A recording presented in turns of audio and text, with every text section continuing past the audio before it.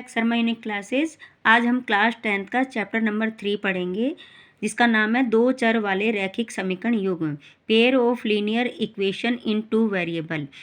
तो मतलब दो चर वाले रैखिक समीकरण लेने। पहले तो समीकरण क्या होते हैं, इसका बेसिक कॉन्सेप्ट समझिए आप। समीकरण ये होते हैं, समीकरण का रूप ये होता है, ठीक है ना, जिसमें और दो चर लेने तो एक्स और वाई ले लिए मैंने और ये लिख दिया, तो एग्जाम्पल ले लिए। लेकिन ये इसका स्टैंडर्ड फॉर्म होता है ये वाला, इसको इस फॉर्म में लिखते हैं, इससे कंपेयर करेंगे, मतलब तुलना करेंगे इससे। जैसे मैंने ये लिख दिया A1, एक तो इसका नाम ही दो चर वाले हैं तो दो चर होंगे, और दूसरी बात टू वेरिएबल हो गया और लीनियर इक्वेशन हो गई तो इक्वेशन का रूप होना चाहिए। तो इसको कंपेयर तुलना कैसे कर सकते हैं अपन, देखो 3x 4y + 5, तो यहाँ A1 क्या है, देखो A1 क्या है 3, जो x का कोफिशिएंट, A2 क्या है 2, B1 क्या है 4, B2 क्या है 5 और C1 क्या है 5 और C2 क्या है 6। ठीक है, ये मैंने अलग से निकाल दिया आपको। अब इस चैप्टर में क्या क्या मेथड यूज होंगी, देखो आपको पहले A1 A2 B1 और B2 C1 C2 निकालने आने चाहिए।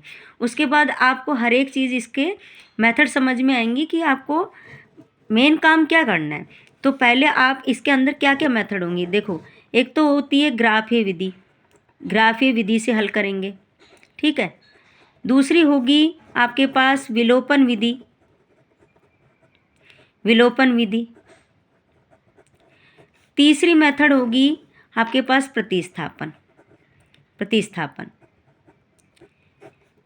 दो आपको समीकरण देंगे, आपको इसमें एक्स वाई की वैल्यू निकालनी पड़ेगी, एक्स और वाई की वैल्यू निकालनी पड़ेगी, और वैल्यू निकालने के बाद में आपको तीन मेथड से पूछेंगे क्वेश्चन, ग्राफीय विधि से हल करो या विलोपन विधि से हल करो या प्रतिस्थापन विधि से हल करो। इनमें एक्स वाई की वैल्यू निकालनी पड़ेगी।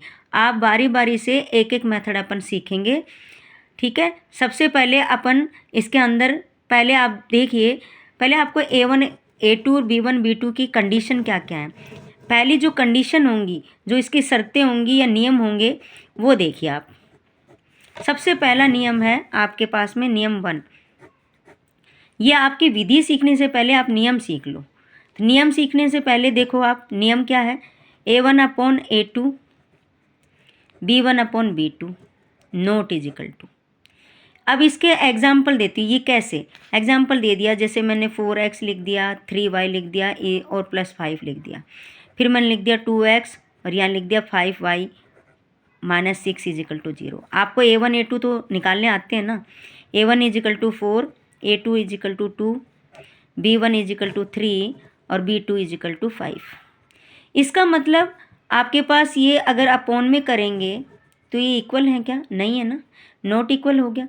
नॉट इक्वल हैं ये, अगर नॉट इक्वल हैं तो आपकी रेखाएं कैसी होंगी, पहला क्वेश्चन होगा रेखाएं कैसी होंगी। रेखाएं प्रतिच्छेद करेंगी, क्या करेंगी, प्रतिच्छेद, काटेंगी। प्रतिच्छेद कैसे करेंगी, ये देखो ग्राफ होता है, ये ऐसे काटेंगी, कहीं ना कहीं पॉइंट पर काटेंगी वो, ठीक है। दूसरी बात, कैसा ग्राफ होगा, ये होगा संगत। संगत है, संगत क्यों कहते हैं इसको, संगत इसलिए कहते हैं कोई ना कोई पॉइंट लेगा, ये कोई ना कोई पॉइंट पे बिंदु पर ये टच होंगी, ठीक है ना, कटेंगी, इसलिए संगत कहलाती है बातें, ठीक है ना। और तीसरा, इसका एक ही हल होगा, क्योंकि एक ही पॉइंट पर काटेंगी तो इसका क्वेश्चन क्या होगा, एक ही हल होगा। आपसे ऑप्शन में पूछ लेंगे, अब ऐसे क्वेश्चन दे देंगे, सिंपल सा क्वेश्चन दे देंगे, फिर आपको ये आपसे अलग करवाएंगे, फिर आपसे बोलेंगे चेक करके बताओ कि क्या होगा। रेखाएं प्रतिच्छेद करेंगी तो ऑप्शन में आएंगी, रेखाएं प्रतिच्छेद करेंगी, समांतर होंगी या कोई भी नहीं होगा, तो आपको रेखाएं प्रतिच्छेद करेंगी, उसमें आपको ऑप्शन में देना है, ठीक है। दूसरे बात पूछेंगे कि अगर ग्राफ कैसा होगा, संगत होगा असंगत होगा, तो आप लिखोगे संगत होगा। तीसरा ऑप्शन आ सकता है, MCQ आ सकता है कि हल कितने होंगे, अनेक हल होंगे, एक हल होगा या कोई हल नहीं होगा, तो आप लिखेंगे एक ही हल होगा। कैसे, यदि आपके A1 A2 B1 B2 not is equal to, तो ये इसका पहला नियम होगा। अगले वीडियो में आपको दूसरा और तीसरा नियम भी बताऊंगी। तब तक के लिए thank you, like subscribe and share करें।